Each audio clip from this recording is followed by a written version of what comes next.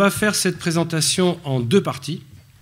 La première partie, à propos des collections du musée Fabre, et on va essayer de voir qu'est-ce que la médecine a apporté à l'art. Donc c'est Pierre Stéphanoff et moi qui ferons cette présentation. Je m'occuperai de la partie médicale, expliquer un peu le contexte médical des tableaux, tandis que bien sûr il parlera du contexte plus artistique. Et puis la deuxième partie, qui sera aussi conclusive, c'est à partir des collections non plus du musée Fabre et du musée Atget. Et là, Thierry Lavabre se posera la question de savoir qu'est-ce que l'art a apporté à la médecine avant de conclure.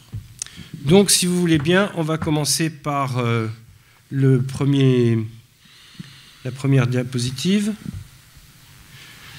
Voilà. Alors, on peut être étonné quand on voit cette espèce d'acte de chirurgie, ce qui correspondrait aujourd'hui à ce qu'on appellerait de la petite chirurgie, sans aucun protocole particulier, et qui est fait par des gens qui paraissent complètement anonymes. C'est-à-dire on ne peut pas les distinguer de quelqu'un d'autre de la population. Bien, tout ça, c'est normal, parce que la chirurgie, du moins à ses débuts, n'a rien à voir avec la médecine. Et pour cause, quand on fonde la faculté de médecine en 1220, c'est l'Église qui s'ouvre à la médecine pour former ses clercs à la science médicale. Ce n'est pas pour autre chose. Et donc, comme au Concile de Latran, en 5 ans plus tôt, l'Église a décrété qu'elle avait horreur du sang, de la chirurgie, on ne s'en occupe pas, ils ne veulent même pas en entendre parler. Résultat, il faut quand même bien s'occuper des gens, et finalement, puisque ces barbiers qui sont un peu adroits avec le rasoir, on leur confie l'usage de la lancette, et ils vont saigner les gens, parce que la saignée, c'est un thérapeutique ancestral, si je puis dire, et donc ils vont s'occuper de ces gens-là, et on va leur confier ça. Et donc, on va leur confier tous ces gestes de petite chirurgie. Mais c'est très important, parce que ces barbiers chirurgiens, qui ne sont pas médecins, parce qu'évidemment, ce sont des gens qui sont, la plupart, ils sont incultes, ça c'est sûr, ils ne connaissent pas le latin, ils sont analphabètes, complètement. Mais, au fond, les malades, ils les regardent et ils les examinent. Parce que si vous voulez réduire une fracture ou une luxation, il faut bien que vous essayiez de comprendre comment ça s'est passé avant de tirer dessus. Et donc, tandis que les médecins, eux, n'examinent pas les malades. Donc c'est pour ça que petit à petit, ils vont arriver à se glisser dans l'enceinte médicale de la prise en charge. Et bien entendu, leur statut va monter petit à petit jusqu'à ce que la Peyronie, au milieu du XVIIIe siècle, en créant l'Académie et le Collège de chirurgie, va faire en sorte que les chirurgiens vont arriver au même statut que les médecins. Alors Pierre, parle-nous de ces deux tableaux. Ce qui est intéressant aussi, c'est de souligner, comme vous le voyez au niveau des lieux de naissance et de mort de ces deux artistes, qu'on a affaire avec David Ricart, et on a mis en contrepoint un très beau tableau du musée de Francfort, Adrian Brouwer. On a affaire en fait à deux artistes qui sont d'origine flamande. Donc les Flandres, territoire qui correspond à l'actuelle Belgique. Et dès le courant du XVIe siècle et pleinement au XVIIe siècle, ce qui caractérise en partie la production picturale de ce territoire, c'est un goût assez prononcé pour la représentation précisément de ces personnages du quotidien, de ces occupations du quotidien, et un intérêt également pour le travail, pour les métiers. Et donc le barbier chirurgien, bien sûr, barbier chirurgien dentiste, si je puis dire, n'échappe pas à la règle. Et donc, eh bien, ces tableaux sont un témoignage très parlant de ce genre de pratique, de ce qu'on a voulu appeler la médecine populaire à cette époque du XVIIe siècle. Alors, on peut parler de réalisme, du fait de cet intérêt pour ces occupations finalement un petit peu banales, un petit peu quotidiennes, un peu anonymes aussi également, puisque les personnages que vous voyez sont des personnages génériques, ce ne sont pas des personnages déterminés. Et on peut parler de réalisme, mais on doit aussi parler d'humour, bien sûr, parce que ces tableaux ne sont bien sûr pas des photographies littérales de ce genre de pratique, ce ne sont pas des documents artistiques, pardon, ce ne sont pas, excusez-moi, des documents historiques, stricto sensu, ce sont bien sûr aussi des interprétations qui nous amènent à sourire, qui nous amusent, avec un goût pour la grimace, avec un goût pour des frissons, même si je puis dire, quand je regarde le tableau de gauche. Donc il faut bien avoir à l'esprit à la fois cette provenance flamande, ce goût typique, à la fois pour le réalisme, mais un réalisme toujours truculent et drôlatique que l'on a dans ces scènes de médecine. Alors, nous passons au mireur d'urine, parce que vous voyez que c'est quelqu'un qui tient dans sa main un récipient qu'on appelle une matilla, dans lequel il regarde les urines. Alors, pour comprendre l'importance, ça a été très important cette histoire de regarder les urines, il faut d'abord savoir que là, on passe des chirurgiens aux médecins. Ce sont les médecins qui regardent les urines. Et pourquoi est-ce qu'on regardait les urines? Eh bien, parce que les urines, c'était le miroir de ce qui se passait à l'intérieur du corps, c'est-à-dire c'était le reflet de la coction du sang dans le foie. Et donc les urines étaient l'émonctoire de cette coction. Et donc on pensait qu'en regardant les urines, on allait pouvoir essayer de comprendre ce qui se passait à l'intérieur du corps. Alors, ce qu'il y a d'important, c'est que, je répète encore que les médecins n'examinent pas les malades. Donc ce qu'ils vont examiner, c'est ce qu'ils peuvent regarder, leurs crachats, leurs selles, leurs urines, etc. Donc on va faire très très attention à ça. Et il va y avoir un engouement incroyable à partir de l'époque médiévale pour ces traités d'urine. Je ne sais pas combien il y a de traités d'urine à la faculté de médecine de Montpellier, mais on en aurait plus de 300 ou 400, ça ne serait pas étonnant, parce que c'était vraiment De Urinis de Pulsibus, c'est la publication principale. Alors, cet examen des urines, il était très poussé, parce qu'on répertoriait en couleurs, 27 couleurs. Si vous ajoutez à ça l'odeur, la viscosité, etc., ça vous fait un catalogue absolument incroyable, et à chaque fois correspondait effectivement un diagnostic. Et on apprenait ça avec beaucoup de sérieux, encore que là, vous voyez une scène avec des carabins qui se disputent un peu, des gens qui leur apprennent, qui sont peut-être des clercs d'ailleurs, hein, la tenue, on ne sait pas vraiment, mais cette étude des urines a été très très très importante, et on a publié le dernier traité sur les urines, il a été quand même publié en 1756 par un type qui s'appelait Davac de la Rivière. Donc vous voyez, il a fallu longtemps pour éteindre cette pratique qui nous paraît complètement archaïque. Alors, ce qui est frappant dans ce tableau du musée du Louvre de Gérard Doux, où on voit vraiment effectivement la représentation de cette pratique et l'analyse de l'urine, c'est que Gérard Doux, donc c'est un artiste en fait qui est un élève de Rembrandt, qui se forme donc à Leyde, une ville qui s'appelle Leiden aux Pays-Bas. Donc on passe du côté protestant dans la République des Provinces-Unies. Et cet artiste, sa grande spécialité, c'est d'avoir développé ce qu'on appelle la peinture fine de Leyde. C'est un artiste, donc, comme vous le voyez, qui peignait sur des supports de bois dans des dimensions assez petites, hein, le tableau fait 86 cm de haut, et qui a déployé tout son art dans une sorte d'illusionnisme pictural extrêmement raffiné, extrêmement précis et extrêmement spectaculaire.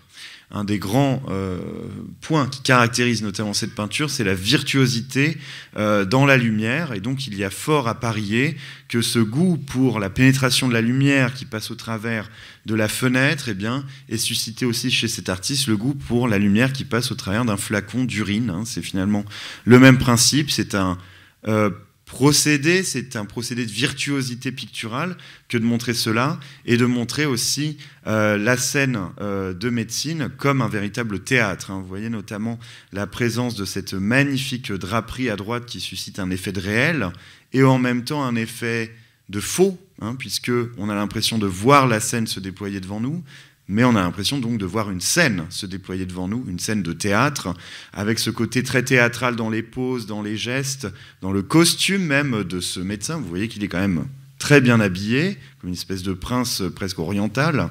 Donc tout ça est évidemment inventé, et avec aussi également toujours une pointe d'humour, parce que la tradition veut finalement voir dans l'analyse de l'urine de cette dame qui ne se sent pas bien, peut-être une forme d'amour, de sentiment caché. C'est souvent ce qui se cache en fait derrière cette maladie dont sont affligées ces dames dans ces tableaux de Gérard Doux.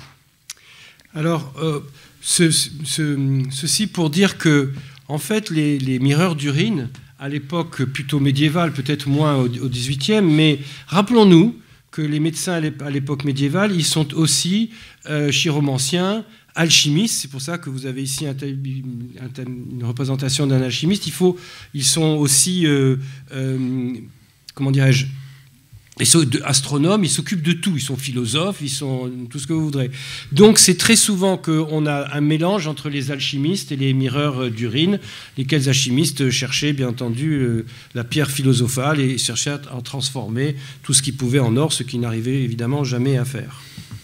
Ce qui est amusant justement, c'est de voir que cette pratique, qui est assez caractéristique de la sorte de chimie élémentaire, enfin des débuts de la chimie, ou de la pré-chimie, si je puis dire, d'une chimie pré-moderne, eh bien, alors qu'elle est en train de décliner, alors qu'elle était bien installée au Moyen-Âge, à la Renaissance, alors qu'elle décline au XVIIe siècle, eh bien, de la même manière, elle devient aussi un genre pictural.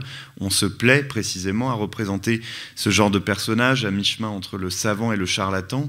Vous remarquerez notamment le chapeau, qui en fait n'est pas un chapeau du XVIIe siècle, hein, c'est un chapeau tel qu'on en voit dans les tableaux du XVIe siècle, par exemple chez Bruegel, par exemple chez Holbein.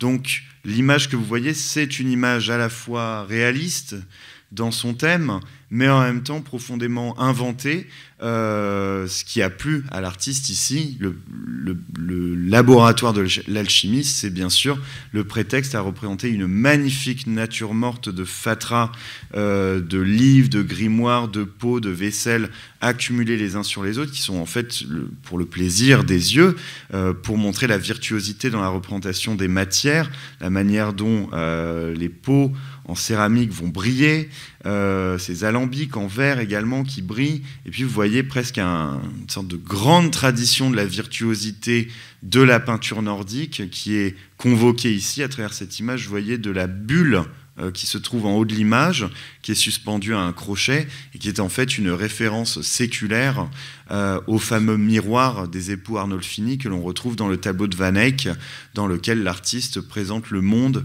à la manière inversée comme dans un miroir. C'est évidemment en fait une allusion à cette grande tradition que l'on retrouve dans ce tableau de l'alchimiste. Alors là, un tableau très, très joyeux qui s'appelle La source purgative, qui est une scène peut-être bien de thermalisme, comme l'a fait remarquer Thierry Lavabre.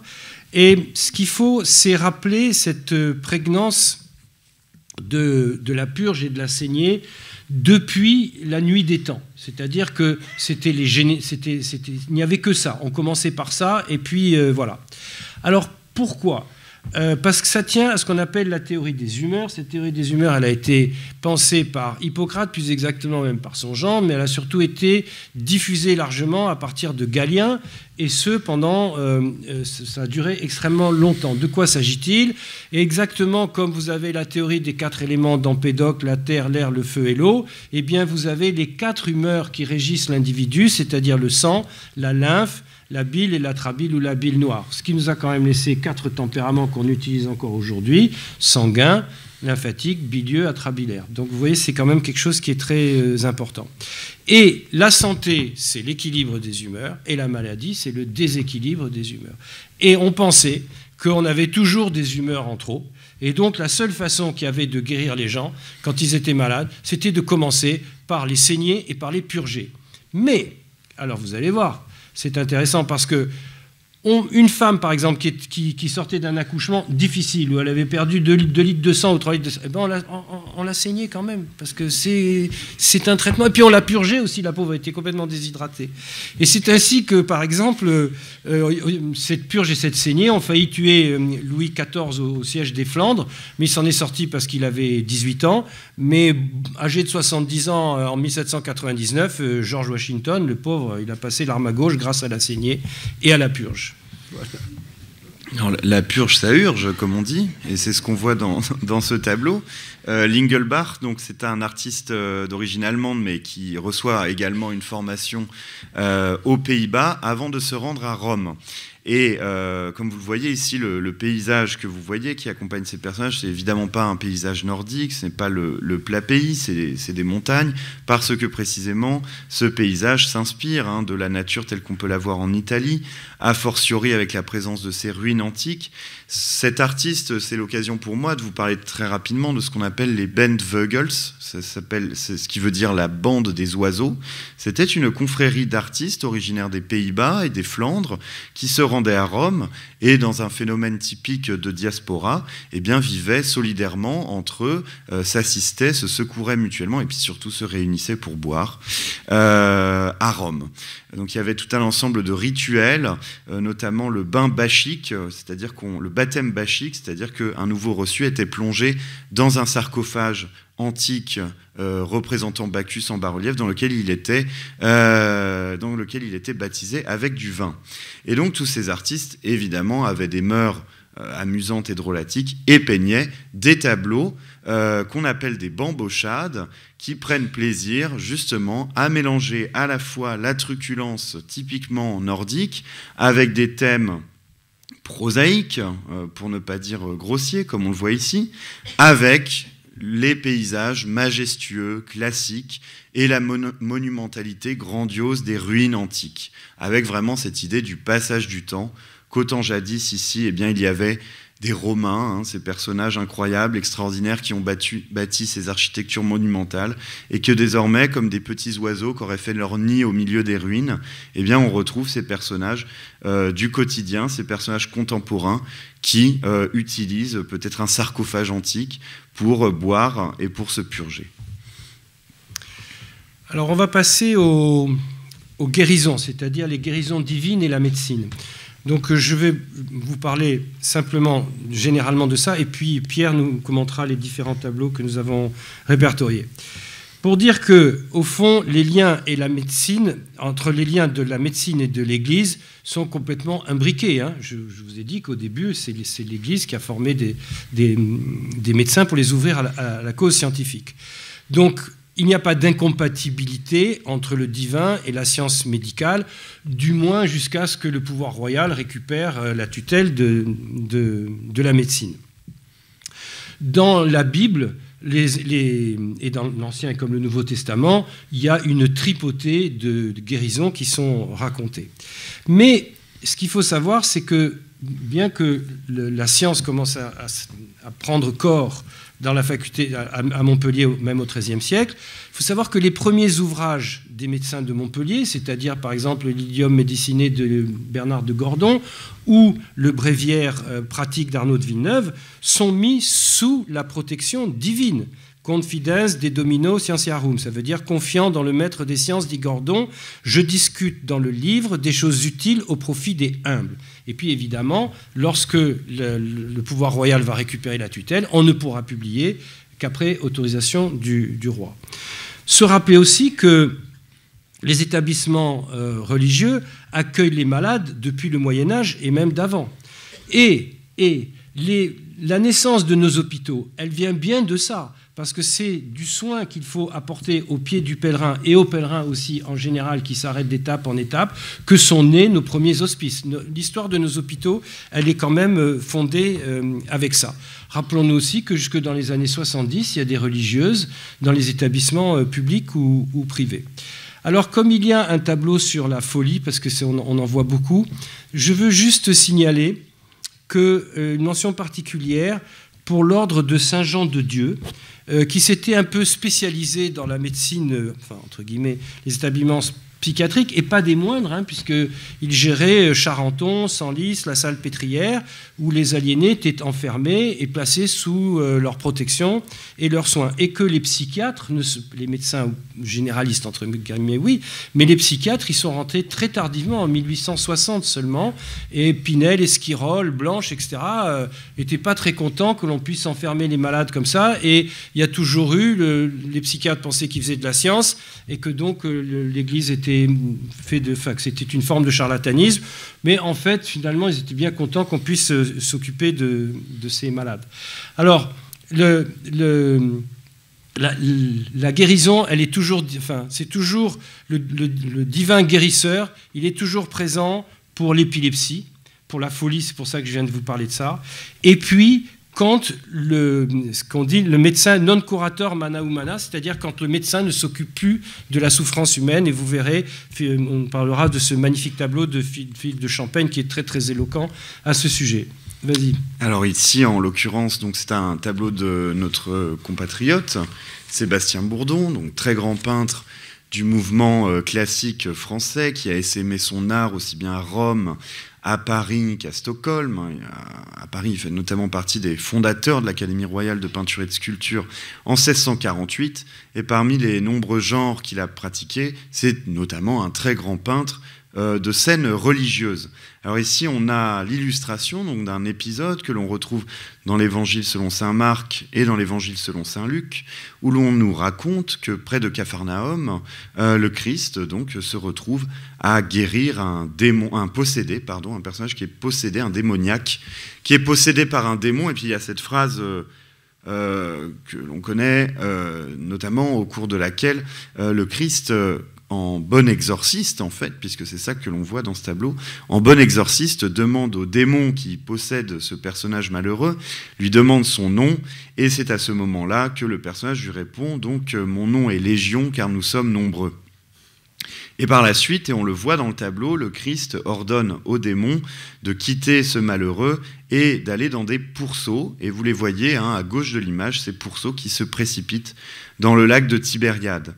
Alors ce qui est intéressant à souligner dans ce tableau, c'est qu'on a à la fois un sujet éminemment surnaturel, une scène d'exorcisme, on nous parle du diable, on nous parle de Dieu, mais vous remarquerez que dans le même temps, on est au XVIIe siècle, donc une période qui est à la fois le siècle de l'éclosion du baroque, bien sûr, mais aussi du classicisme français. Et le classicisme français, on le voit très bien dans ce tableau, rejette la représentation, si je puis dire, surnaturelle du surnaturel. Ce que vous voyez ici, c'est une représentation très rationnelle du surnaturel. Qu'est-ce que l'on voit ici, si ce n'est la puissance du Verbe et l'autorité du Christ, qui d'un mot et d'un geste ordonne au diable, au démon, de quitter ce personnage. Pas de fumée, pas d'ange, pas de nuée, pas de diablotin, simplement l'autorité du Verbe. On a ce même principe dans un très grand artiste de la même période, Eustache Le Sueur, un des grands maîtres du classicisme français également. Un tableau d'ailleurs que j'ai eu le plaisir de permettre son acquisition qui nous a surtout été permise par la fondation d'entreprise du Musée Fabre, je me permets de le rappeler, Max Ponceillet, un tableau magnifique donc qui, de la même manière et sur le même mode, nous représente Saint Paul qui lui alors fait 3 miracles d'un coup avec 2 mains, donc à la fois qui redonne la vie à un bébé, délivre un possédé et redonne la vue à un aveugle. Mais ce qui est très frappant, c'est qu'encore une fois, le guérisseur n'apparaît pas sous la forme d'un charlatan, même pas sous la forme d'un magicien, il apparaît sous la forme d'un orateur qui, dans toute sa majesté, dans sa draperie, avec la force de ses mains, impose cette guérison, convoque l'Esprit Saint et arrive à guérir ses possédés, donc sous le regard surpris de l'empereur Néron. Encore un autre exemple, j'en profite pour le montrer parce que ça nous plonge au cœur de l'actualité du musée. Une esquisse, encore une fois d'un Montpelliérain, Joseph Marivien, le maître de David, l'initiateur du mouvement néoclassique. Une esquisse que nous sommes sur le point d'acquérir au musée Fabre, esquisse préparatoire pour son esquisse préparatoire pour son Grand Prix de Rome, qui lui a permis donc de débuter sa carrière académique et de se former à Rome aux frais du roi. Le sujet cette année au Prix de Rome, c'était David se soumettant à la volonté du Seigneur qui a frappé son royaume de la peste. Alors, un épisode assez méconnu mais assez frappant, puisqu'on nous raconte que le roi David avait voulu recenser sa population, compter tous les... Pardon ? Il en avait compté 800 000. Compter tous les habitants de son royaume, et ça c'est quelque chose que l'Éternel a très mal pris, parce que seul l'Éternel peut dénombrer les âmes. Et donc pour se venger, l'Éternel déchaîne la peste sur le royaume d'Israël. Et donc on voit dans ce tableau, vous voyez l'ange exterminateur qui tient 2 poignards avec lesquels il frappe les malheureux. Et puis à droite, on voit donc au second plan, on voit le roi David qui demande pardon, et donc l'ange va retenir son bras et la peste va s'arrêter. Vous avez à gauche l'esquisse que le musée Fabre va acheter. Pierre, juste une chose, je précise, petite précision. La peste n'existe pas à ce moment-là. La peste, elle commence avec la première peste, elle date de Justinien, c'est-à-dire du VIe siècle. Tout ce qui est avant, alors on a pu après dire que c'était des pestes, puisque ces tableaux sont du XVIIIe, mais tout ce qui est avant, c'est probablement des typhus, on ne sait pas très bien. Mais la peste réelle, ça commence à Justinien. Avant, il n'y a pas de peste. Pardon. Ouais, je t'en prie. Et donc voilà, à gauche l'esquisse, et à droite donc le tableau lui-même, qui a valu le prix de Rome à Vien et qui est aujourd'hui conservé à l'École des Beaux-Arts à Paris. Alors là. Donc non, je vais laisser commenter ce tableau parce qu'on va, c'est pas la peine qu'on parle à deux dessus, il fera mieux que moi. Mais c'est surtout la légende qui est sublime, vous allez voir. Non mais je t'en prie, tu peux parler. Oui. Non, ce qui est de merveilleux dans ce tableau, qui est très très émouvant, c'est que vous voyez donc au Christ, je ne sais plus comment c'est, sur et décor, et surtout ce qu'il dit, c'est que, enfin je ne me souviens plus vraiment du texte, c'est-à-dire qu'il dit que les médecins, donc c'est la Sainte Catherine, la sœur Catherine qui est la fille de Philippe de Champaigne, qui a été malade, et puis finalement les médecins l'ont abandonnée. Et quand les médecins l'ont abandonnée, elle s'est réfugiée entre guillemets chez sœur Agnès, qui a pu la guérir. Mais cette histoire des médecins qui l'avaient abandonnée, mais c'est monstrueux parce que ça veut donc dire que c'était quelque chose d'assez commun et d'assez banal que les médecins abandonnent leurs patients et leurs malades, c'est plutôt le terme qu'il faut consacrer. Et donc, je trouve que c'est très, très émouvant d'avoir cette espèce de témoignage. Au fond, si elle s'est mise dans les bras de sœur Agnès, c'est pas du tout parce qu'elle croyait, elle avait vu elle avait été, je sais pas quoi, elle était prise d'illusion. Non, c'est parce que les médecins l'avaient abandonnée. Je vous fais remarquer que c'est une tendance qui se poursuit encore aujourd'hui. Et il y a beaucoup de malades dans les familles qui ont fait l'expérience, de médecins qui leur disent « Écoutez, je ne peux plus rien pour vous, rentrez chez vous et démerdez-vous avec la cuisinière pour avoir des recettes. » Et donc, voilà. Mais c'est quelque chose qui existait déjà et qui n'est pas à l'honneur de la médecine. Mais le tableau est sublime. Le tableau, d'ailleurs, qui est très frappant, qui est évidemment très célèbre, et simplement ce que je voudrais vous souligner, vous pointer du doigt, c'est combien ce tableau s'inscrit dans une démarche non artistique, je dirais même anti-artistique, en fait. Vous voyez que c'est un tableau d'un extrême dénuement, un tableau qui ne cherche pas à plaire, avec un coloris extrêmement ascétique, extrêmement, c'est le cas de le dire, janséniste, puisque il souligne en fait, bien sûr, il met en scène l'adhésion de la fille du peintre et évidemment donc du peintre lui-même à ce courant de la pensée religieuse chrétienne du XVIIe siècle, un tableau anti-artistique puisque il porte ce nom, qui est un nom que les historiens de l'art lui ont donné rétrospectivement, mais qui est très juste, d'ex voto. C'est un cadeau, c'est un don, c'est un remerciement, c'est une illustration, mais ce n'est pas une œuvre d'art, avec notamment cet élément qui est très frappant, cet archaïsme délibéré, en fait, d'écrire, de faire parler le tableau avec ce texte qui est intégré au tableau, qui en brise finalement le réalisme. Quand on écrit sur l'image, on brise finalement l'illusion du réel, mais dans le même temps, on ne fait que de refonder, de ressouligner, de réactualiser le souvenir de cette guérison miraculeuse qui, dans le même temps, vous le voyez, le miracle est représenté de la version la plus pudique, de la manière la plus pudique qui soit, avec simplement la présence de cette lumière surnaturelle. Et en même temps, c'est un tableau qui est très impressionnant parce qu'il est presque à échelle. Absolument. Il fait 160 sur 3,20 m ou quelque chose comme ça. Donc c'est vraiment... Quand on voit ça, on est scotché, quoi. Voilà. Alors, nous allons passer à l'anatomie. Deux choses particulières pour l'essor de l'anatomie. Très, très frappantes. Au fond, tous les grands traités d'anatomie, ils sortent tous autour des années 1550. 1541 ou 43, je ne sais plus, pour Vézal, 1550 pour Valverde, 1560 pour Charles Estienne. C'est-à-dire qu'ils sortent en même temps, et ce qu'il y a de très remarquable, c'est qu'ils sortent en même temps, mais dans toute l'Europe. C'est pas seulement une école qui est quelque part. Vézal, il est hollandais, Valverde, il est espagnol, Charles Estienne, il est français. Et puis il y en a d'autres aussi, des anatomistes. Je donne les plus célèbres. Donc c'est assez remarquable. En même temps, c'est dans toute l'Europe, et en même temps, c'est une période bien particulière. Mais pourquoi c'est à cette période particulière? Parce que c'est cette période de la Renaissance. Et cette période de la Renaissance, pour l'anatomie, on peut lui distinguer deux choses. La première, c'est que la Renaissance, qui est née plus tôt, au milieu du XVe siècle, dans les années 1430-1450, c'est avant tout un retour à l'antique. Mais, donc on relit, on ressort les vieilles architectures, on relit les vieux textes des philosophes classiques, etc.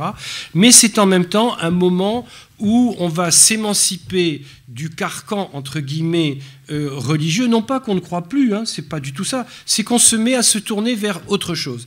Et se tourner vers autre chose, c'est se tourner vers la nature. Et c'est comme ça qu'apparaissent que le mouvement naturaliste se développe. Et qu'est-ce que c'est que le mouvement naturaliste? La nature du dedans, c'est l'anatomie, et la nature du dehors, c'est la zoologie, et c'est la botanique. Ça, c'est la première chose. C'est un contexte très, très particulier. Celui qui va l'illustrer parfaitement, par exemple, à Montpellier, c'est Rondelet. La deuxième chose, c'est que s'il n'y a pas d'illustrateur, il n'y a pas de possibilité de faire que l'anatomie puisse se diffuser.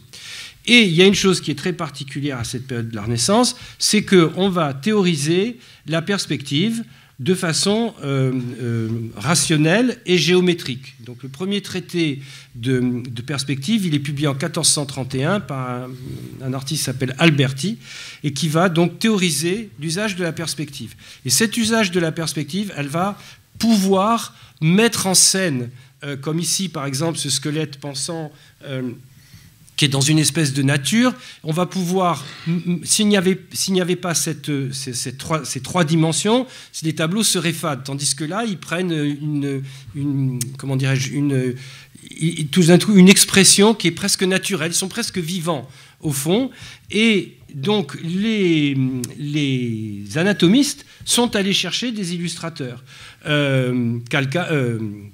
Comment il s'appelle? Vézal est allé chercher Jan Calcar, qui était un élève du Titien. Donc c'est quand même pas rien du tout. Et c'est vrai que quand on voit cette espèce de squelette pensant, on se demande pourquoi est-ce que les metteurs en scène d'aujourd'hui ne se sont pas encore appropriés ce squelette penseur pour évoquer un Hamlet, parce qu'on a vraiment l'impression qu'on est là-dedans. Tu peux me mettre la suivante? Non, la suivante encore. Celle où il y a Charles... Non, et encore. Ah bon, elle a disparu. Celle où il y avait Charles Estienne. Bon, c'est pas grave. Ah. Non. Bon, et d'autres, c'est pas grave. C'était pour montrer les illustrations. Alors, Thierry nous parlera un peu plus de l'anatomie dans son enseignement par le dessin. Mais voilà ce que je voulais dire à propos de l'essor de l'anatomie. Encore une fois, pas d'illustrateur, pas de diffusion de l'anatomie. Alors bien sûr, voilà, cette conquête de l'illustration qui va de pair avec l'anatomie, réciproquement évidemment, elle apporte également un essor et une transformation radicale dans la manière dont on perçoit et du coup on représente le corps humain chez les artistes. Et un artiste comme Michel-Ange, j'ai presque envie de parler d'un enthousiasme scientiste, d'un enthousiasme anatomique dans ces représentations tellement savantes et tellement détaillées de la musculature humaine. Alors, au musée Fabre, on a la chance d'en avoir un témoignage très fort qui est donc cette copie de la fresque du Jugement dernier que Michel-Ange donc exécute au début des années 1540 pour achever le décor de la chapelle Sixtine, et donc dont on possède une copie qui est très ancienne, comme vous le voyez, 1570, par un artiste quasiment inconnu, un Orléanais qui travaillait à Rome, qui s'appelle Robert Le Voyer, et son intérêt, c'est qu'elle nous donne une image de la fresque du Jugement dernier avant que ne soit ordonné à des artistes de placer des cache-sexes et de recouvrir les nudités excessives qui étaient celles des différents personnages. Donc vous avez un témoignage en fait à travers cette peinture de ce à quoi pouvait ressembler la vraie fresque de la chapelle Sixtine. Donc, je vous invite à venir au musée Fabre et vous jugerez par vous-même s'il ne fallait pas mieux mettre quelques braguettes, comme on dit en italien. Ce qui est frappant, c'est de voir que Michel-Ange, qui a assisté, mais même pratiqué lui-même des dissections, sollicite donc ces musculatures au service, bien sûr, d'une pensée artistique et notamment de sa quête éperdue d'une expressivité extrêmement radicale. Représenter l'anatomie et bien sûr représenter du coup le mouvement, ou du moins le suggérer le mouvement à travers des poses très complexes et suggérer le caractère colossal et monumental de ces figures de saints qui assistent à rien de moins qu'au jugement dernier. Évidemment, ce n'est pas des choses qu'on représente avec des personnages maigrichons dans l'esprit de Michel-Ange, mais au contraire avec des personnages absolument colossaux. Donc on voit que la pensée et la singularité extraordinaire de Michel-Ange, eh bien, elle ne serait rien précisément sans un socle anatomique savant, absolument décisif. Un mot peut-être quand même, Étienne, sur... Alors non, ce qu'il y a, c'est que vous voyez... Ah voilà, donc c'est très bien, il a mis en cartouche. Vous voyez en cartouche cette espèce de peau comme ça, de type qui est réduit et qui est disséqué. Eh bien, c'est une figure qui est très classique parce que vous voyez que Juan Valverde, l'anatomiste, toujours dans ce but de rendre les choses un peu, de leur enlever ce côté austère, c'est quand même pas drôle des cadavres, eh bien il va représenter, il va se fiche de lui-même, il va se représenter en anatomiseur, anatomisé. Voilà. Et c'est exactement ce que vous avez sur ce petit cartouche qui est là, ça représente exactement la même chose. Voilà, il s'agit en fait de Saint Barthélemy, oui. voilà, dont le martyr était donc d'avoir été écorché vif. Et donc, comme vous le savez, dans le catéchisme de l'Église catholique, donc on nous dit qu'au moment du jugement dernier, a lieu la résurrection de la chair. Donc les personnages ce ne sont pas des âmes qui sont autour du Christ, ce sont des personnages de chair, mais avec leur corps glorieux. Et donc c'est très frappant de voir Saint Barthélemy revêtu de son corps glorieux, mais qui vous montre sa peau mortelle, qui a été donc l'objet de son supplice.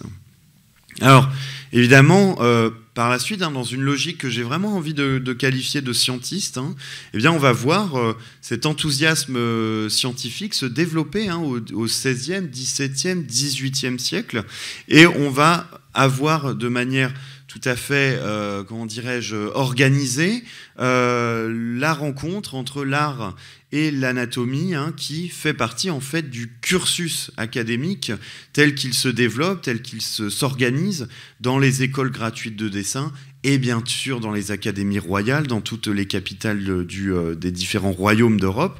Les choses deviennent vraiment codifiées et assister à des séances de dissection, ça fait partie du cursus des jeunes artistes. On sait par exemple que à l'école gratuite de dessin de Montpellier, dans les années 1780, eh bien, les jeunes artistes qui fréquentaient cette école pouvaient, une fois par semaine, suivre des cours de médecine et des cours d'anatomie. Donc c'était tout à fait codifié. Alors, une des manifestations les plus spectaculaires de ce point de dialogue, j'insiste là-dessus, indissociable en fait, entre art et science, eh bien, c'est ce chef-d'œuvre de Jean-Antoine Houdon, qui est l'Écorché. C'est un modèle qu'il a développé d'abord à Rome, en préparation d'une sculpture qui représentait Saint Jean-Baptiste, qu'il a d'abord représenté sous la forme d'un écorché, et cette sculpture a été tellement populaire, a eu tellement de succès, qu'on a décidé que désormais il devait y avoir à l'Académie de France à Rome, en permanence, l'écorché de Houdon, que devraient copier les jeunes gens, les jeunes artistes. Et par la suite, eh bien, Houdon en a réalisé des moulages, en a réalisé des répliques, et cet écorché, ce modèle s'est diffusé à travers toute l'Europe, et on en retrouvait dans les académies et dans les écoles de dessin. À Montpellier, on a la chance d'avoir conservé ce plâtre que Houdon a vendu aux animateurs de l'école gratuite de dessin de Montpellier en 1778. Et sachez que c'est devant cette sculpture que le jeune François-Xavier Fabre, jeune adolescent, a reçu ses premières leçons de dessin. Alors ce plâtre, par la suite, a une histoire assez complexe, et de toute évidence, il a dû passer du côté du côté de la faculté de médecine, et il a dû servir en fait à des leçons, puisqu'on retrouve des inscriptions en fait qui ont été gardées au moment de la restauration de l'œuvre. L'œuvre a été restaurée en 2014 pour être montrée en salle au musée Fabre, et on voit que les muscles en fait ont été dénominés sur la surface même du plâtre au crayon.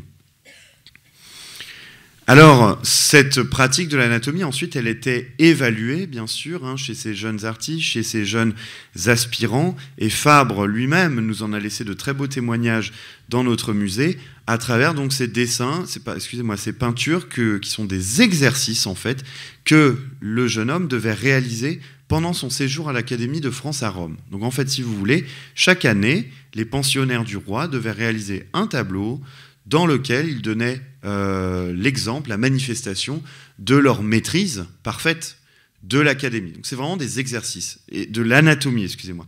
Et ces peintures, on les a appelées, donc par facilité de langage, on appelle ça des académies d'hommes, des académies de femmes, des académies d'hommes nus. Donc ici, c'est vraiment un exercice, une démonstration. Et évidemment, le modèle est maquillé en soldat romain, il devait s'appuyer sur un bâton, ce bâton est transformé en lance, etc., etc. Mais ce qui est intéressant en même temps pour modérer mon propos sur ce scientisme des artistes, c'est d'avoir également à l'esprit que dans l'esprit des artistes, on étudie la nature, on étudie l'anatomie, mais on a le devoir dans le même temps de la corriger, c'est-à-dire d'en retenir l'essentiel, d'en retenir le plus beau. C'est ce qu'on appelle la doctrine de la belle nature.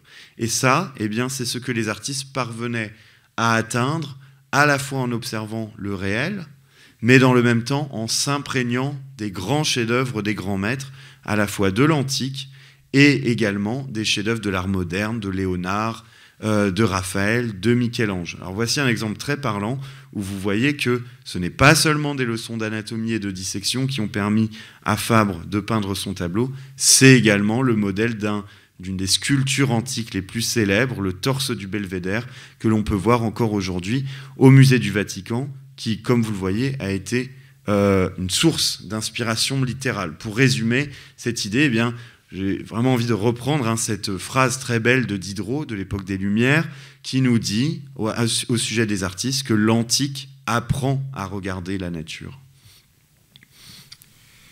Alors, nous passons aux malades et aux maladies. Il y a en fait assez peu de représentations des malades, des maladies et même des médecins, sauf dans les scènes flamandes qui représentent la vie de tous les jours. Il n'y en a pas énormément. On a retenu quand même ce tableau de Sainte Marie l'Égyptienne qui est au musée Fabre, qui est une mystique, qui montre son ascèse, mais elle n'est pas autant décharnée que le serait vraiment une anorexique profonde. On peut aussi rapprocher de ça, bien sûr, des mystiques, il y en a plein. Il y a Sainte Thérèse d'Avila, il y a Sainte Catherine de Sienne, et puis il y a aussi Saint Jérôme, quand on est au désert à Chalkis, qui peut s'y rapprocher.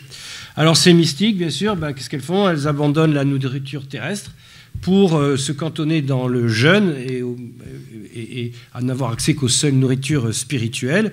Et elles pensent ainsi, par des effets qui sont visibles, parce que ces corps décharnés, quand même, ils sont visibles, elles pensent aussi à accéder à une espèce de statut hagiographique. Et ce qui est intéressant de remarquer, au dire des psychiatres, c'est que le processus de déconnexion au monde des anorexiques, c'est-à-dire cette perte de féminité, cette perte de gravidité, est sensiblement le même dans l'anorexie religieuse et dans l'anorexie mentale. En quelque sorte, c'est une espèce d'ascèse, mais une ascèse de compétition. C'est assez solide, où on cherche un podium. Et quand on cherche un podium, c'est parce qu'on a envie d'être regardé. Et d'ailleurs, si ces mystiques n'avaient pas envie d'être regardés, on ne les aurait jamais représentés non plus. Alors ce tableau de Ribera qui nous montre donc la mystique Sainte Marie l'Égyptienne, donc personnage des premiers siècles du christianisme, qui, ancienne prostituée, s'est par la suite tournée vers Dieu et s'est repentie dans le désert pendant 45 ans. Ce qui est frappant chez Ribera, c'est que c'est vraiment l'artiste, j'ai envie de dire, de la crudité et des valeurs tactiles de la peinture. Là aussi, c'est quelque chose à voir en vrai, comme on dit, au musée.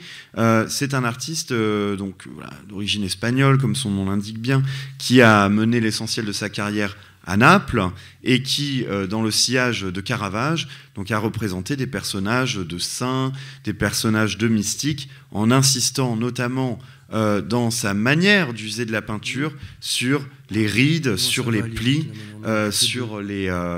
sur le caractère donc décharné. Je vous invite vraiment à regarder notamment ses mains qui sont absolument magnifiques.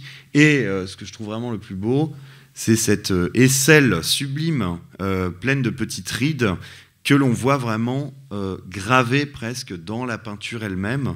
C'est un tableau absolument saisissant, bouleversant, qui a fait dire à Stendhal, quand il l'a vu, qu'il représentait donc cette Sainte Marie l'Égyptienne, affreuse, horrible, d'autant plus horrible qu'on voit qu'elle a été belle. Alors, il faut qu'on accélère un peu. Juste un mot pour ce paralytique de Greuze qui est magnifique, pour dire que, au fond, c'est intéressant pour les médecins parce que l'empathie que doit avoir un médecin pour son malade, c'est une chose qui est très récente. Au XVIIIe siècle, par exemple, si vous regardez, vous prenez les livres, vous prenez n'importe qui, vous lisez, souvent dans les livres, il y a des observations. On dit, voilà, j'ai traité... alors évidemment, il y a la douleur, ça c'est clair. Mais pour le reste, il n'y a aucune espèce d'empathie du malade, il n'y a rien du tout. Et il y en a tellement peu qu'on se dit que s'ils en avaient eu un peu, peut-être que quand le malade aurait guéri, et c'était peut-être parce que la médecine était en échec permanent, qu'on guérissait très très peu, ils auraient bien porté au public de savoir comment était l'état d'avant et comment était l'état de maintenant. Donc ça veut dire qu'il n'y a pas beaucoup de... C'est quelque chose qui n'existe pas. Et donc, pourtant, la souffrance, elle existe. C'est quelque chose qui existe parce qu'on voit très bien dans ce paralytique que toute la souffrance du monde est sur lui, quoi. Il a les traits tirés, il a la fourchette sternale complètement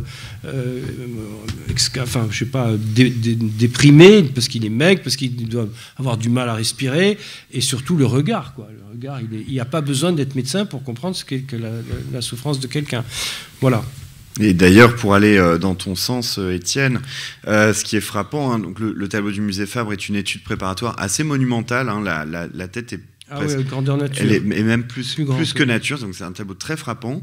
Et comme vous le voyez d'ailleurs, ce n'est pas avec agitation, ce n'est pas un médecin qu'accueille ce pauvre malade, mais c'est une dame de charité. Donc vous voyez une élégante qui conduit sa fille et qui lui montre qu'il faut donner la bourse, une bourse d'argent. On est dans un hôpital, on voit d'ailleurs, encore une fois, pour aller dans ton sens, on voit une sœur, d'ailleurs, qui conduit cette dame et sa fille, qui vient donc porter assistance à un malade, puisque, évidemment, c'est quand le père de famille ne peut plus travailler, la famille est ruinée.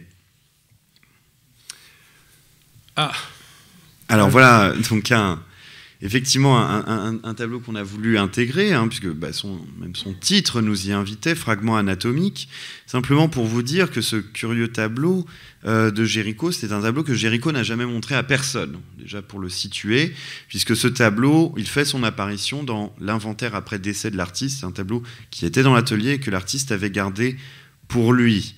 Et donc, on s'est demandé avec Étienne, qu'est-ce qu'on pouvait en dire ? Je sais pas, on a regardé aussi avec Thierry, c'est difficile parce que ce ne sont pas des pièces anatomiques, parce qu'autrement il y aurait une préparation qui serait plus... les pièces anatomiques, elles sont préparées, c'est pas des morceaux de barbac qu'on laisse comme ça. Deuxièmement, si c'est des pièces de gens qui ont été décharnés, qui ont été maltraités, ça semble pas tellement le cas, parce que ça saignerait plus.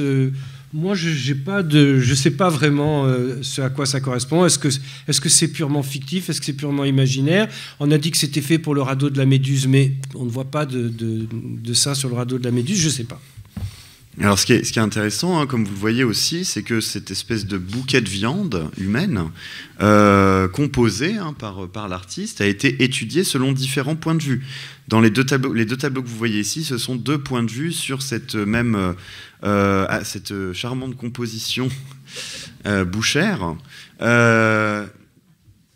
Effectivement, chronologiquement, visiblement, c'est alors qu'il préparait le radeau de la Méduse que Géricault a peint ces études extrêmement inquiétantes, mais en même temps, on n'en retrouve pas le détail dans la composition générale. Alors que faut-il en penser? S'agissait-il d'une manière de s'imprégner de l'horreur, de se mettre dans une disposition artistique propre à peindre l'horrible? C'est peut-être comme ça qu'il faut comprendre. C'est peut-être ici, ce qu'on a sous les yeux, peut-être un assemblage, une hypothèse qui a été peu dite, c'est peut-être un assemblage de moulages en plâtre, en fait, de parties du corps humain que les artistes avaient souvent dans leurs ateliers, que Géricault aurait maquillé en chair humaine purulente pour, selon, vous savez, ce grand principe de la peinture romantique qui faisait dire aux classiques que selon les romantiques, rien n'est beau que le lait. Et puis j'en profite aussi pour vous montrer cette œuvre qui est très peu connue du musée Fabre, qui a été jusqu'à présent très peu montrée, qu'on devrait exposer prochainement, un moulage en plâtre du masque mortuaire de Géricault. Il en existe quelques exemplaires au musée de Reims, au musée de Rouen en bronze. Nous en avons également un qui vient de la collection d'Alfred Bruyas.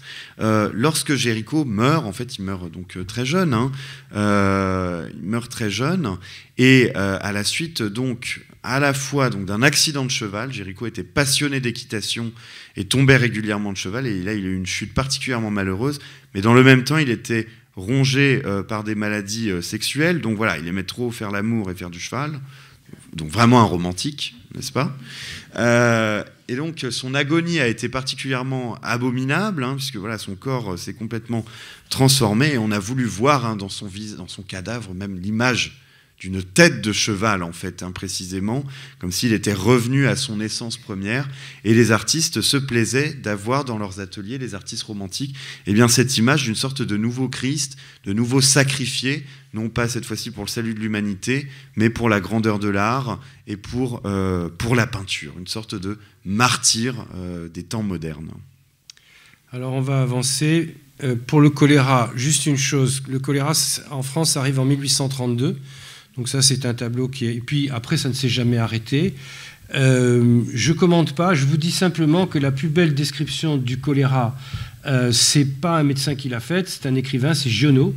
Et dans le Hussard sur le toit, vous verrez que Giono est un très grand clinicien, un très grand épidémiologiste. Voilà, c'est tout ce que je dis sur ce tableau. Il faut qu'on accélère. Ouais, c'est simplement l'occasion, aussi pour vous montrer ce tableau qu'on montre de temps en temps, qui est actuellement pas en salle par exemple, mais c'est un magnifique tableau d'un très grand artiste, un peu méconnu, Émile Loubon, qui est un des plus grands représentants de l'école de peinture marseillaise. Vous pouvez le voir aux Beaux-Arts de Marseille, au musée Granet à Aix-en-Provence, et il a représenté ici de manière, je dois dire, assez saisissante tout de même, ce mouvement de personnages populaires, de paysans, qui sont en train de fuir la campagne autour de Marseille.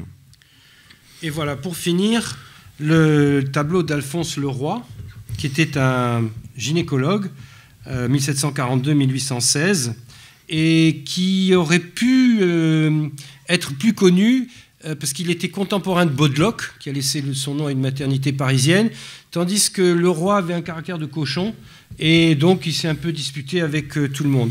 Mais il est remarquable par 2 choses. C'est le premier qui a décrit, pendant l'accouchement, le fait qu'on pouvait couper la symphyse pubienne, c'est-à-dire ce qui rejoint les 2 os du pubis et qui s'ouvre un peu pendant l'accouchement. Et si ça passe pas, on peut couper ça, c'est assez facile, et on pourra comme ça sortir le bébé. La deuxième chose, et il décrit une observation, et là aussi sans empathie, ça dure 3 mois pour que la femme se remette tout de même. La deuxième chose, c'est que c'est un protopédiatre. C'est-à-dire qu'il s'est beaucoup intéressé à l'avenir des enfants en disant qu'il fallait que les enfants soient suivis par les médecins. Parce qu'il dit qu'il y a une telle mortalité infantile, et puis de ceux qui restent, il n'y en a pas 1 sur 20 qui arrivent en bonne santé à l'âge adulte. Il faut s'occuper des enfants avec les médecins, et il faut que les mères arrêtent de donner les enfants à leur nourrice et qu'elles s'en occupent elles-mêmes. Alors, comment justement montrer ce personnage, ce savant, cet homme du progrès, dans les codes de la peinture? Eh bien, c'est à ce défi que s'est confronté donc David, qui est l'auteur de ce portrait magnifique. Ce qui est intéressant, c'est d'analyser un petit peu tous les attributs qui sont maquillés, qui sont presque cachés, j'ai envie de dire, tellement cette image semble naturelle et évidente, à travers ce portrait. Alors vous remarquerez tout d'abord que ce médecin, il est habillé il est revêtu d'une robe de chambre et il porte un turban. Donc ça, ce sont vraiment des tenues d'intérieur. Et au XVIIIe siècle, eh bien, c'était l'usage en fait de considérer que la robe de chambre, c'est la tenue, c'est la toge du philosophe des Lumières. C'est l'idée de s'habiller de manière relâchée, détendue, décontractée. Et cette décontraction, qui est une décontraction quand même de haut niveau, parce que vous voyez que la robe de chambre est quand même sublime, eh bien c'était une manière de montrer son indépendance d'esprit et qu'on dédiait sa vie à la science et non pas à des usages de coquetterie. D'autre part, évidemment, ce regard qui regarde vers le lointain, mais ça donne aussi cette profondeur scientifique. Le personnage a le coude appuyé sur l'ouvrage des maladies des femmes d'Hippocrate. Il est en train d'écrire. Vous voyez également que l'artiste a très bien maquillé le fait que ce médecin était manchot. Vous voyez qu'il lui manque une main. Les historiens de l'art ont l'habitude de considérer que c'est sans doute à la suite d'une opération que ce personnage a dû s'infecter et a dû être amputé. Et puis d'autre part, on a à gauche donc une lampe très moderne, une lampe à quinquet. Et ce que je trouve amusant, c'est précisément de souligner que c'est à la fois une manière très moderne de réactualiser une iconographie très classique, puisque selon dans les codes, dans le langage de la Renaissance, de l'iconographie, eh bien l'étude, vous voyez, elle est représentée sous la forme d'une femme en train d'écrire près d'une lampe. Eh bien, pour représenter finalement cette idée de la lumière du savoir, eh bien, David n'a pas utilisé une bougie, une simple bougie, il a utilisé une lampe des plus modernes, comme aujourd'hui, finalement, quand on représente dans une bande dessinée, par exemple, un personnage qui a une idée, on ne montre pas une bougie, on montre une lampe électrique. Et c'est exactement le même principe. Moi, je ne dirais rien, c'est le frère de Fabre, mais ce que je sais, c'est qu'il faut passer la parole à Thierry. Voilà, très, très rapidement. Je trouvais également amusant de vous signaler, ça c'est quelque chose qui est méconnu, que le frère même de François-Xavier Fabre était lui-même médecin, diplômé de la faculté de médecine de Montpellier, et comme Étienne, il était spécialiste en urologie. Non, il a fait une thèse sur l'urologie que je n'ai pas retrouvée. On va laisser la place à Thierry. Alors, vous avez vu donc une petite partie de ce que la médecine peut amener à l'art. On va avoir quelques aperçus de ce que l'art peut amener à la médecine, vu par le biais de la collection Atget. Et je voudrais associer à ce que je vais vous dire Hélène Laure-Blanchet, qui a été pendant longtemps conservatrice du musée Atget, et qui est membre correspondante de notre académie et avec laquelle donc j'avais pas mal travaillé et publié un certain nombre de choses, et donc j'ai réutilisé aussi un certain nombre de travaux communs, donc je voulais l'y associer. Alors qui est Xavier Atget? Bien, Xavier Atget est né en 1768 dans la bonne société montpelliéraine. Il va étudier chez les Jésuites, donc dans l'actuel musée Fabre. Et il va côtoyer donc toute l'élite montpelliéraine qui sera finalement aux commandes, aux manettes, notamment de la médecine montpelliéraine, à la charnière donc de l'Empire et de la Restauration. Il est, pendant la Révolution, c'est un petit peu déplaisant, il est secrétaire du comité de vigilance, c'est-à-dire c'est celui qui est chargé de débusquer tous les suspects. Alors, est-ce qu'il a été là pour justement masquer des choses? On ne sait pas trop. Toujours est-il qu'en 1802, il monte à Paris. Il va être dans l'administration des contributions. Il sera vérificateur dans l'administration des contributions indirectes. Il sera inspecteur des impôts, si vous voulez. Et il va, pendant 20 ans, donc, se constituer une collection extraordinaire. Alors, comment a-t-il fait avec des émoluments qui n'étaient quand même pas mirifiques? Eh bien, il a vraisemblablement profité du fait qu'il s'est passionné pour le dessin, qui est quand même relativement meilleur marché que la peinture, que les tarifs du marché de l'art n'étaient pas ceux qui sont aujourd'hui, et que aussi, à cette époque-là, il a fallu recycler pas mal de pièces d'origine un peu douteuse, de vols, de spoliations diverses et variées, et que ceci donc lui a permis de constituer une collection fabuleuse, puisqu'il va faire 3 donations à la faculté de médecine, la première en 1813, la dernière en 1830, peu de temps avant de mourir, et qu'à la faculté de médecine, il va donner 1000 dessins, et ce ne serait qu'à peu près le tiers de ce qu'il avait. Il revient à Montpellier en 1823-22. Il va vivre ces 10 dernières années dans son appartement de la rue du Canot, au milieu de ses collections. Il meurt célibataire et malheureusement, ses neveux et nièces vont vendre les 2 tiers de sa collection, aux grandes dames, bien entendu, de la faculté de médecine. Et ce goût pour l'art, il le cultive, et notamment, il écrira un opuscule très, très intéressant sur les avantages de l'esprit d'observation dans les sciences et les arts.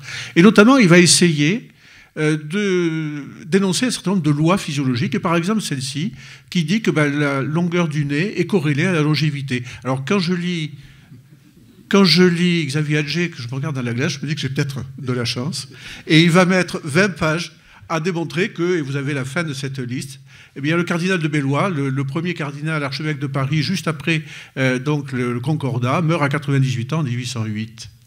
Et Lorda, finalement, va se trouver en symbiose d'idées avec un autre personnage très intéressant qui est Jacques Lorda, qui est l'héritier de Barthès. Vous savez, Barthès, c'est celui qui a été le pape, si on peut dire, du vitalisme, du principe vital.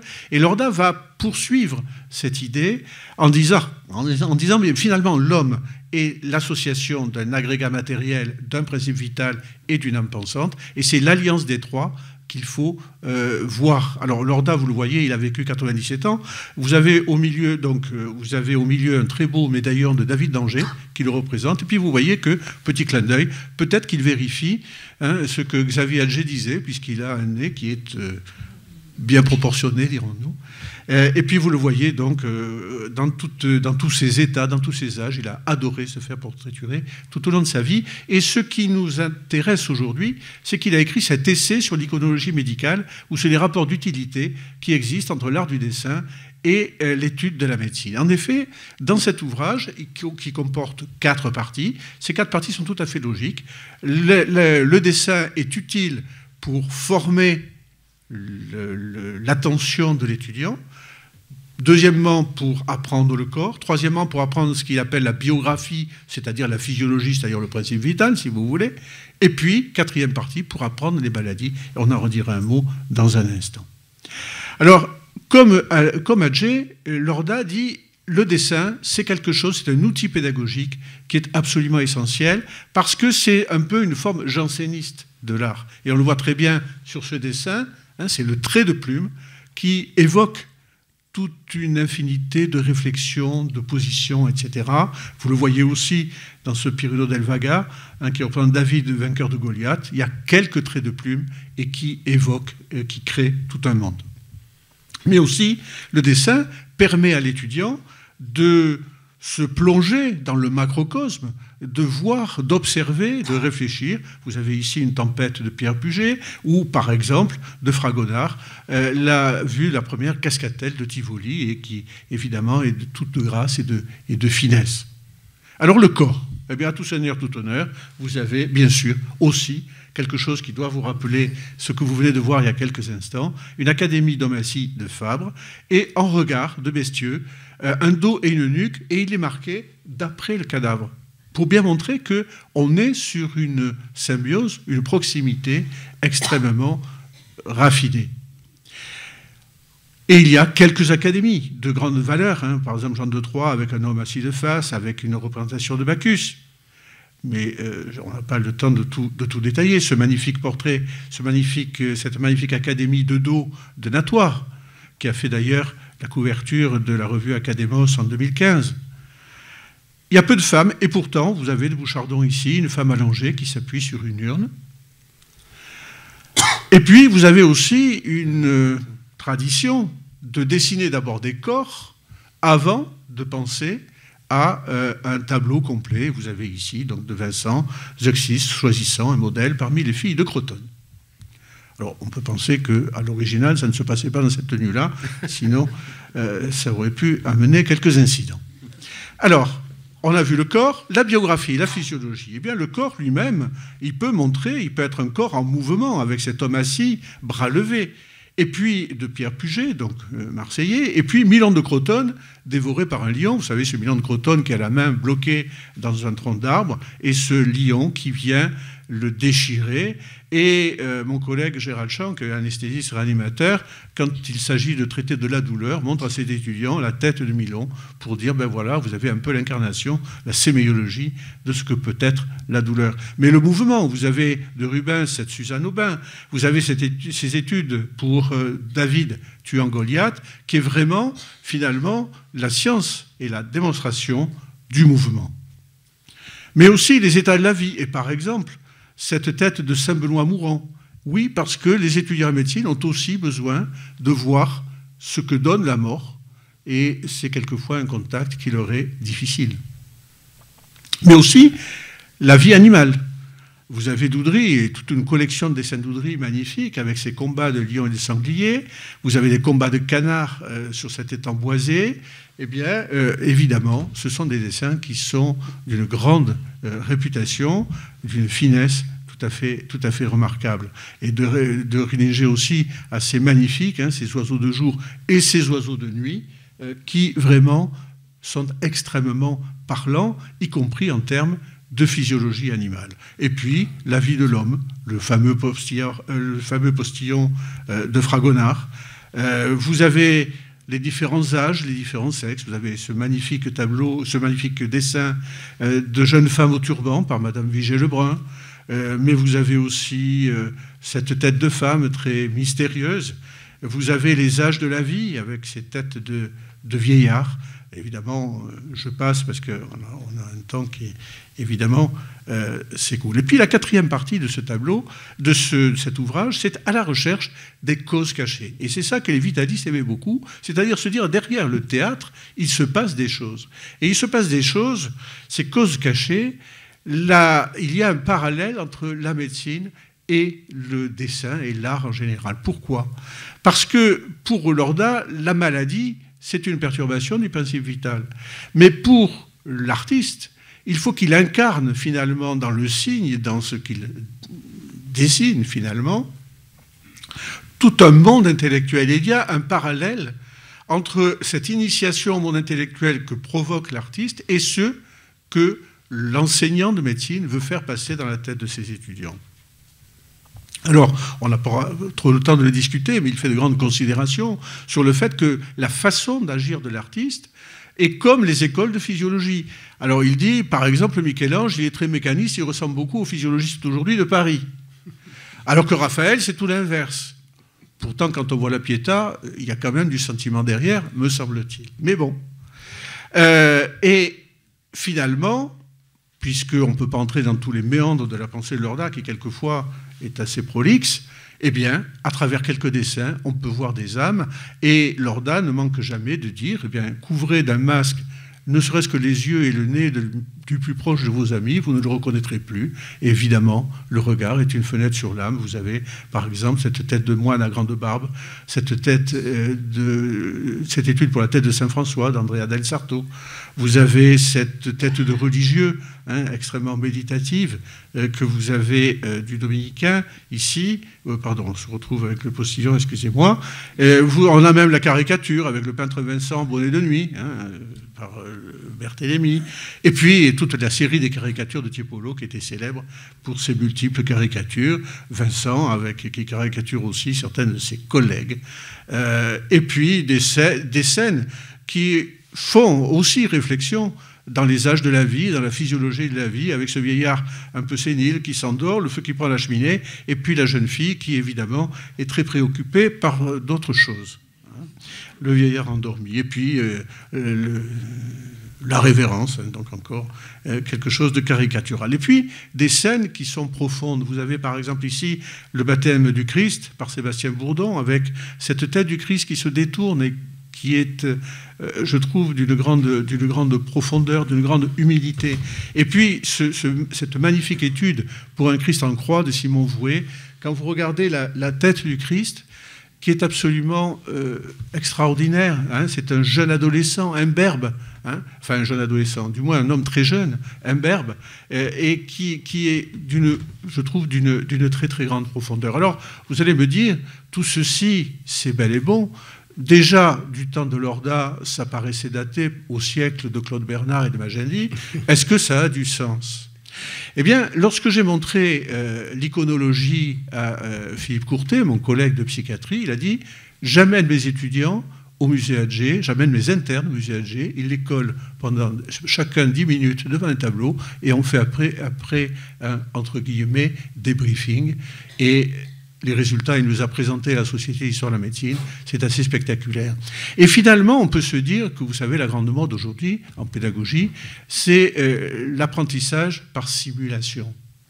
Et l'apprentissage par simulation, c'est bien sûr, vous apprenez sur le mannequin avant d'apprendre sur le malade, à piquer, à accoucher, à opérer, tout ce que l'on veut. Mais ce n'est pas sans danger. Et il y a, et notamment pour l'étudiant, il y a des apprentissages, par exemple, de consultation d'annonce qui se termine en larmes. Il y a des étudiants qui font dans larmes quand ils se rendent compte qu'ils ont tué le mannequin par leur faute. Hein, et donc on peut se dire que finalement l'apprentissage de l'art, c'est aussi de la simulation, mais de la simulation au degré suprême, et qui permet de résoudre un peu ce qui est le dilemme du médecin, qui se doit à la fois d'être dans une relation interpersonnelle, et les malades le demandent de plus en plus, mais aussi d'être dans une capacité d'analyse, et dans une capacité aussi d'analyse de ce qu'il ressent vis-à-vis de ce qu'il voit. Tout ceci pour dire que, finalement, l'intuition de Lorda n'est pas si anachronique que ça, et je pense qu'elle avait sa place aujourd'hui. Et elle finalement se résume un peu sur ce magnifique dessin de Tiepolo que j'aime beaucoup, Le vieillard et le jeune homme, où vous avez un peu tout ce que j'ai essayé de vous dire entre la sérénité de l'ancien, entre le compagnonnage entre l'ancien et le jeune, entre le regard porté sur l'avenir. Et je crois que ce dessin, finalement, montre bien cette symbiose qu'il y a entre art et médecine, et puisqu'il faut conclure, actuellement, vous hébergez, mais vous hébergez, hein, vous nous les rendrez, les dessins du musée Fabre, parce que la faculté est en réflexion, mais ça peut être l'occasion, justement, d'approfondir ce dialogue extrêmement fructueux. Merci beaucoup, au nom de nous trois, de votre attention.